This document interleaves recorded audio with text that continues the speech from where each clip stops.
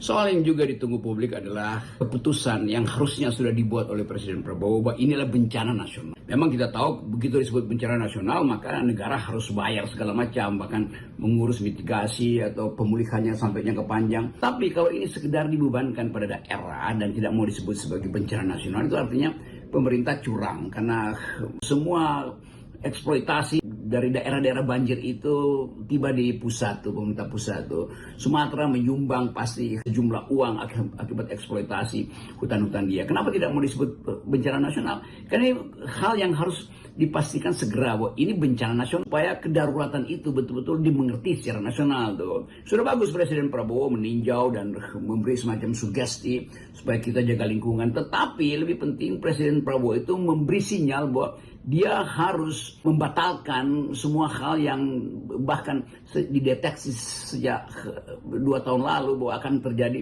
katastrofi bencana, dan itu yang mestinya dipastikan oleh Presiden. Jangan sekedar Presiden menghimbau supaya anak-anak belajar tentang perlindungan lingkungan. Anak-anak itu belajar tentang perlindungan hutan, sementara dia lihat sehari-hari bahwa benteng dipasang di antara desa dengan industri sehingga mereka nggak bisa akses. Anak-anak ini kalau mau belajar perlindungan hutan, mereka mesti dibawa ke tempat lokasi-lokasi di mana para pemilik konsesi itu mengeksploitasi hutan. Begitu, bukan sekedar di kurikulum sekolah. Jadi kelihatannya Pak Prabowo juga mesti mengarahkan anak-anak ini masuk dan mengerti betul apa yang terjadi di pabrik-pabrik pengolahan nikel, di smelter-smelter, di hutan-hutan yang dirusak, melihat bagaimana gajah itu terusir dari habitatnya. Itu yang namanya kurikulum pelajaran, bukan sekedar diajarin di kelas. Jadi hal-hal semacam itu yang juga harus kita minta perhatian sungguh-sungguh dari Presiden, bahwa pangkal dari kerusakan ini bukan di hilir tetapi di hulu.